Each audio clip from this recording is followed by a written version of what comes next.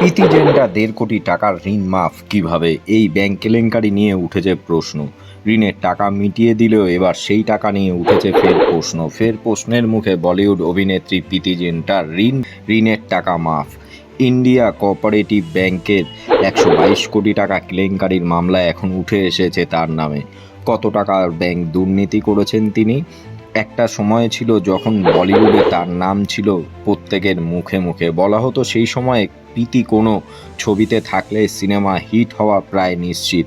এবার new India cooperative ব্যাংকের ১২২ কোটি টাকা কেলেঙ্কারির মামলায় এখন তার নাম উঠে এসছে। মুম্বাই পুলিশের ইকোনমিক অ্যাফেয়ার্স উইং বলছে, ব্যাংকের দেয়া ১৮ কোটি টাকার ঋণ নিষ্পত্তিতে প্রীতি জিন্টাকে ১.৫ কোটি টাকা ছাড় দেয়া হয়েছিল। এই ঋণ ব্যাংকের জন্য একটি নন পারফর্মিং অ্যাসেট হয়ে গিয়েছিল।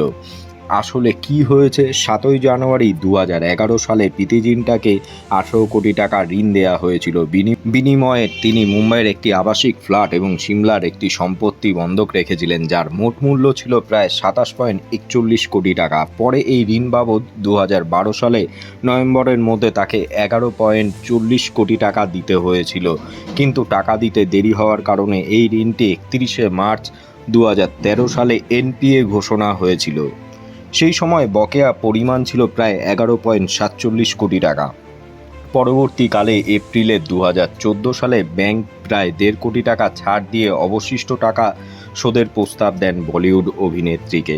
প্রস্তাব অনুযায়ী বাকি টাকা পরিশোধ করে অ্যাকাউন্ট ক্লিয়ার করেন প্রীতি জিন্টা। কিন্তু এখন এই ছাড় ব্যাংকের সন্দেহজনক আর্থিক কর্মকাণ্ডের তদন্তের অংশ হয়ে উঠেছে।